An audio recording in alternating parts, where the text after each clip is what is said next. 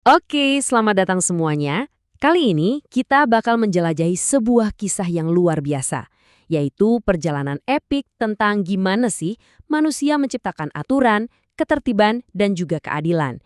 Ini perjalanan yang panjang banget, jadi ayo kita langsung mulai aja. Pernah nggak sih Anda berhenti sejenak dan benar-benar mikirin ini?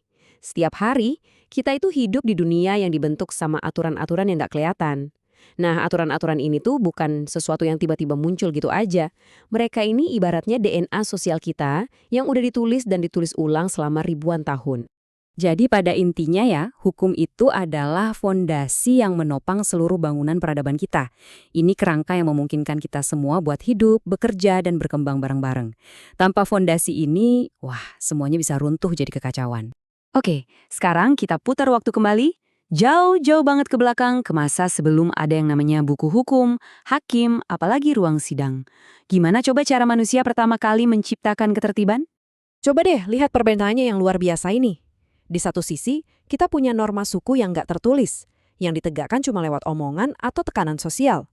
Terus, di sisi lain, ada lompatan besar, aturan yang tertulis, ditegakkan oleh negara, dan berlaku buat semua orang. Ini, ini benar-benar sebuah revolusi dalam cara manusia hidup bareng. 282. Angka ini tuh bukan angka sembarangan. Ini adalah jumlah hukum dalam kode Hammurabi yang legendaris itu. Dan kode ini, wah, ngatur segalanya. Benar-benar semuanya. Mulai dari harga sewa gerobak sampai hukuman buat arsitek yang bangunannya roboh dan menewaskan pemilik rumah. Nah, prinsip mata ganti mata yang terkenal itu asalnya dari sini. Mungkin kedengarannya kejam ya buat kita sekarang, tapi pada masanya ini tuh terobosan besar. Idenya adalah menciptakan hukuman yang setimpal dan terukur. Jadi keadilan itu bergeser dari yang tadinya balas dendam pribadi yang nggak terkendali, jadi sistem yang diatur oleh negara. Oke, perjalanan kita lanjut ke peradaban yang mulai mikir lebih dalam lagi. Mereka nggak cuma nanya, aturannya apa, tapi mereka mulai bergulat dengan pertanyaan yang jauh lebih besar. Kenapa aturan ini ada? Dan apa itu keadilan yang sebenarnya? Dan disinilah Yunani kuno masuk ke panggung sejarah.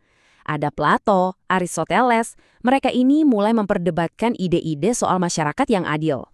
Mereka memberi kita konsep demokrasi dan filsafat hukum. Inilah cikal bakal dari semua perdebatan tentang keadilan yang kita kenal sampai sekarang. Lalu, datanglah bangsa Romawi, para insinyur hukum sejati dari dunia kuno. Selama 1000 tahun, mereka membangun sebuah sistem hukum yang kokoh dan megah, kayak Koloseum. Mulai dari 12 meja yang sederhana sampai Corpus Juris Civilis yang monumental, mereka itu menciptakan cetak biru hukum yang bakal bertahan selama berabad-abad. Jadi, apa sih warisan terpenting dari Roma? Wah, banyak banget. Konsep bahwa semua orang itu setara di hadapan hukum, gagasan tentang hak milik pribadi, semua ini adalah pilar-pilar yang mereka bangun dan sampai sekarang masih menopang sistem hukum kita. Tentu saja, kita nggak bisa ngomongin sejarah hukum tanpa membahas kekuatan besar yang membentuk moralitas manusia, yaitu agama. Selama berabad-abad, sumber hukum tertinggi bagi miliaran orang itu bukanlah raja atau parlemen, melainkan Tuhan. Entah itu halaha dalam Yudaisme, syariah dalam Islam, atau hukum kanonik dalam Katolik, sistem-sistem ini tuh lebih dari sekedar daftar aturan. Mereka adalah panduan hidup yang super lengkap, mencakup segalanya dari ritual ibadah sampai etika bisnis, dan mengajarkan gimana caranya menjadi manusia yang baik dalam pandangan iman mereka masing-masing. Nah, sekarang kita masuk ke era revolusi yang penuh gejolak. Sebuah masa di mana rakyat biasa mulai bangkit dan menuntut untuk merebut hukum dari tangan para raja dan kaum bangsawan. Gampangnya gini, perubahannya itu kayak gini. Kita bergerak dari dunia di mana hukum itu cuma hak istimewa kaum bangsawan ke era di mana rakyat menuntut aturan yang sama buat semua orang. Dan inilah yang pada akhirnya melahirkan sistem hukum nasional yang jelas dan seragam. Dan puncaknya adalah Kode Napoleon tahun 1804. Ini sebuah ide yang radikal pada zamannya. Satu buku aturan yang jelas dan logis untuk seluruh bangsa. Gagasan tentang satu hukum untuk semua orang ini kemudian jadi inspirasi yang menyebar kayak api ke negara-negara di seluruh dunia. Seiring berjalannya waktu, dunia makin terasa sempit, tapi masalahnya justru makin besar. Perdagangan, konflik, pandemi, jadi makin jelas kalau hukum nasional aja tuh nggak cukup lagi buat mengatasi tantangan-tantangan global. Dan kemudian, Tragedi dua perang dunia mengguncang kemanusiaan sampai ke akar-akarnya. Dari puing-puing kehancuran itu, muncul sebuah kesadaran yang mendesak.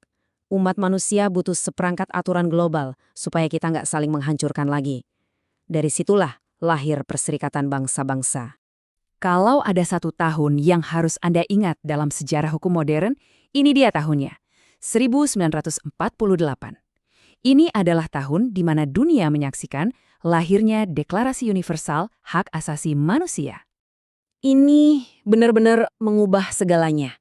Untuk pertama kalinya dalam sejarah, komunitas global secara kolektif menyatakan bahwa ada hak-hak yang melekat pada diri kita hanya karena kita manusia.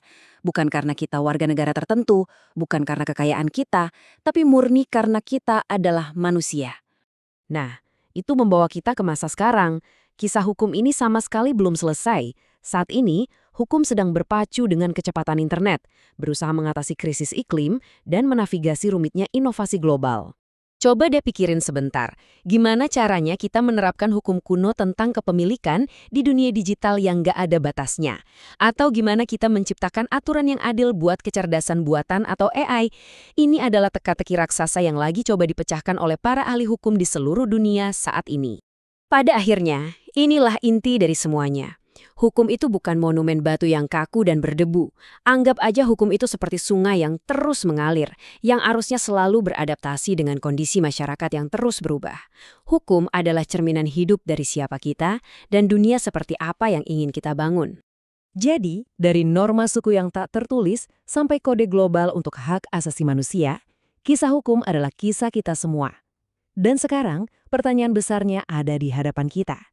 Dengan munculnya AI, perubahan iklim, babak apa yang akan kita tulis selanjutnya? Masa depan hukum ada di tangan kita. Terima kasih sudah menyimak.